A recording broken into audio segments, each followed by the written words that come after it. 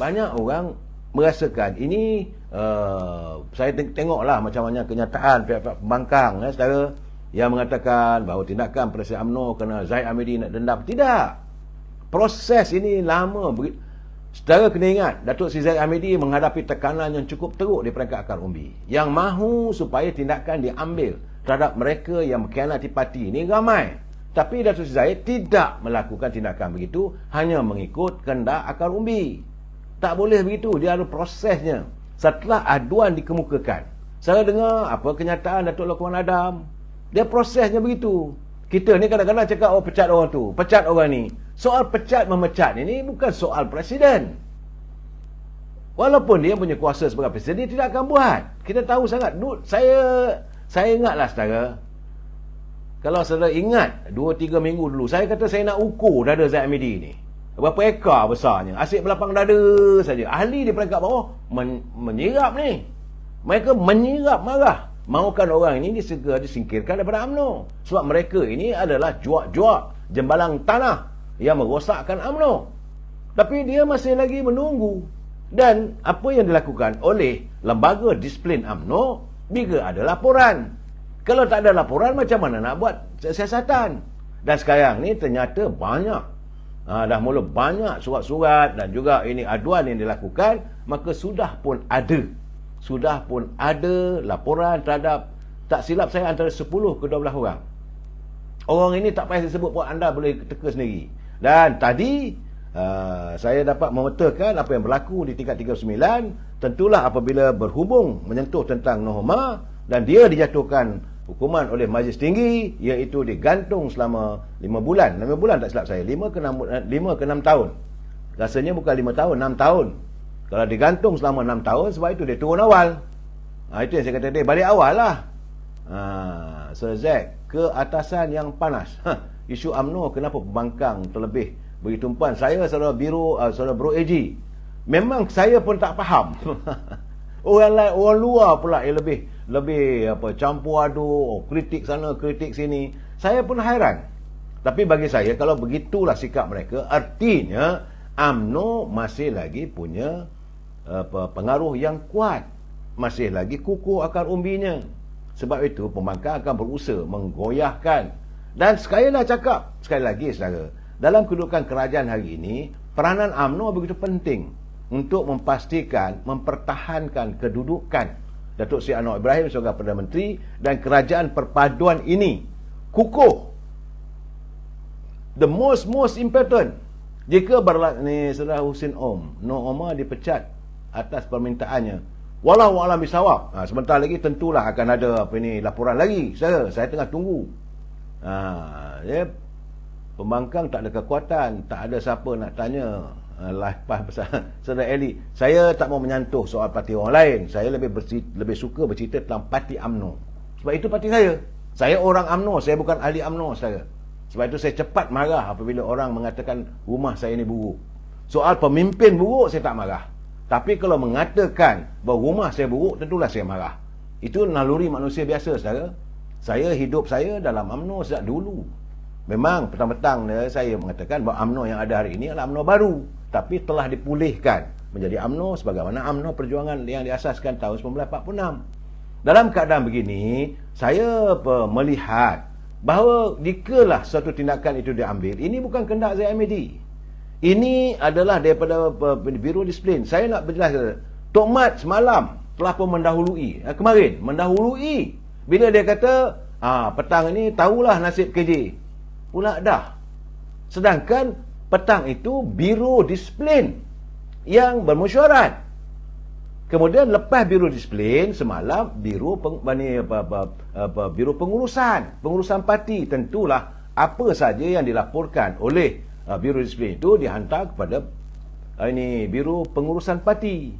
Selepas pengurusan parti akan dibawa kepada Biro Politik petang tadi. Selepas Biro Politik bermesyuarat, mengambil keputusan, barulah diangkat ke Majlis Tinggi malam ni. Itu prosesnya, tidak boleh siapa pun menongkahnya. Jadi jangan anggap ini adalah satu pilihan ataupun satu keputusan seorang. Ia keputusan yang dibuat lembaga disiplin, bahagian pengurusan, bahagian politik dan Majlis Tinggi. Bila dicapai semua keputusan, maka barulah dilaksanakan sama ada orang itu dipecat atau tidak. Tetapi saya tahu, banyak orang nak tahu macam mana tentang KJ. Bagi saya, lupakan dia. Saudara Kari 1852, dia kata, saudara, apa dah jadi dengan UMNO ni? Bubar dan nak masuk PKR je lah kalau macam ni kayaknya. Kenapa nak masuk biar apa PKR? Saya tak tahu. Kadang-kadang saudara menghantar kiriman, saya tak tahu saudara sama ada saudara ahli UMNO, ataupun saudara ahli Parti Keadilan, atau saudara ahli Parti PAS, atau Parti Persatu. Banyak saya terima kadang-kadang mereka masuk seolah mereka orang UMNO. Sebenarnya mereka bukan orang UMNO. Saudara Acah Bentayan, kalau puak PN terlibat rasuah, mungkin PN akan diharamkan. Adakah benar? Saya tidak dapat menjawab. Tetapi kalau mengikut perlembagaan negara, mana-mana parti yang didapati melakukan menerima wang ataupun anti money laundering, AMLA, maka parti itu boleh dibubarkan. Saya tak tahu bagaimana kedudukan itu terpulang pada ROS untuk mempertimbangkan. Malahan ROS juga telah pun menetapkan rasanya minggu depan akan mengadakan pertemuan dengan Susah Agung. Sebab ada ahli-ahli kita yang menghantar surat bantahan kepada ROS, tak setuju jawatan Presiden parti ini tidak dipertandingkan. Jadi Susah Agung kena pergi jumpa pegawai ROS, menerangkan keadaan sebagaimana yang saya jelaskan tadi, bahawa usul itu bukan usul khusus. Usul ini terdapat dalam usul ucapan terima kasih pada Presiden, bukan bercanggah dengan parti. Saya bagi contoh lah. Contohnya kita UMNO mengusulkan tiap-tiap kenderaan mesti mempunyai minyak yang penuh baru boleh bergerak. Lepas tu ada perwakilan kata tak boleh lah penuh, kita isilah dengan minyak. Minyak kita boleh guna minyak itu, minyak ini, minyak Caltex, minyak Shell. Itulah juga jadi sebahagian daripada perdebatan. Dan lepas tu diputuskan. Jadi itulah sebahagian daripada usul. Saudara Zizi Mazin, Anwar Ibrahim dan PKR masuk UMNO. Saya melihat sebenarnya saudara, saya merasakan sudah sampai masanya kita kembalilah menyatu. Sudah cukup-cukuplah kita ni berbalas sama sendiri. Saya melihat Datuk Seri Anwar Ibrahim, dia orang yang besar jiwa. Datuk Seri Zahid berlapang dada. Datuk Najib orang yang sabar. Walaupun beliau dikenakan begitu apa semua, dia tak ada pun nak maki hamun orang. Belum pernah saya dengar tulisan Datuk Seri Najib memaki orang atas tuduhan yang kena pada beliau. Tak ada. Datuk Zahid ni memanglah berlapang dada, orang minta maaf selesai. Saya tak tahulah apa berlaku hari ni. Mungkin gamaknya kalau mereka minta maaf dan sebagainya, menangis-nangis, cium tangan, lain gamaknya. Saudara gagak suruh UMNO tak rasuah pengundi kan, sebab tu dapat 26 kursi je. Saya tak boleh nak cakap begitu saudara, biarlah pihak menyiasat. Yang saya tahu, yang setahu pengetahuan saya, setiap parti mengadakan pilihan raya masuk ke gelanggang, tentulah mereka memerlukan sumber kewangan. Tetapi cuma yang kita melihat persoalan sekarang ni, wang itu diberi secara terang-terang.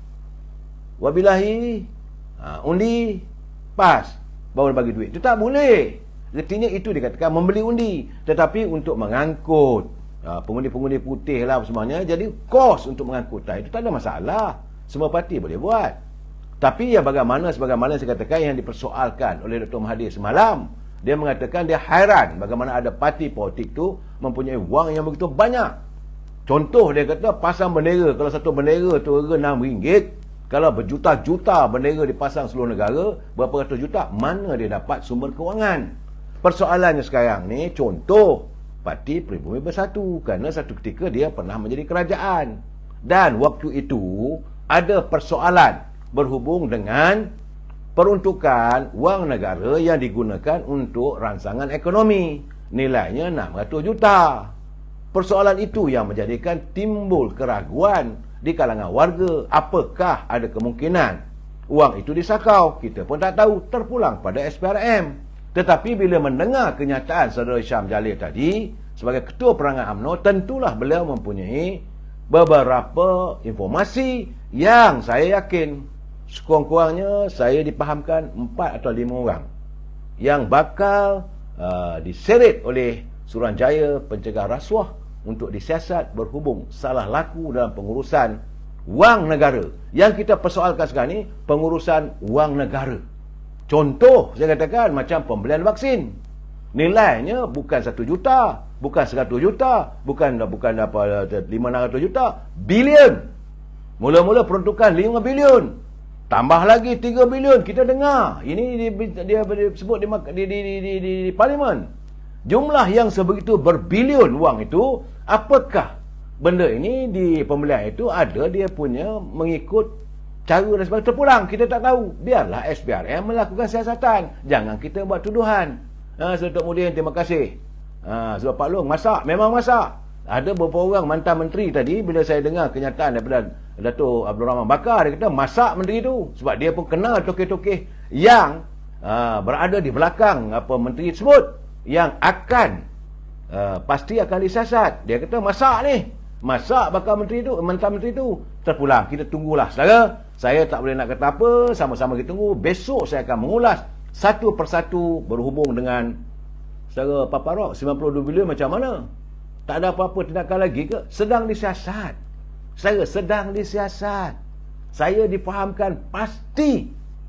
Saya takkan dibiarkan begitu. Banyak Bistari Net akan disiasat. Saudara Paparok. Ini 92 bilion pasti akan disiasat.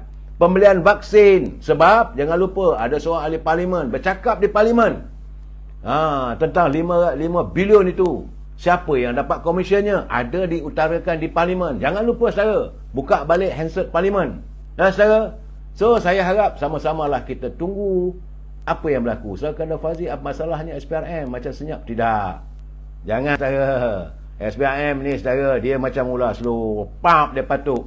Tunggulah. Kita jumpa lagi besok. Wabillahi taufiq wal hidayah. Assalamualaikum warahmatullahi wabarakatuh. Selamat malam.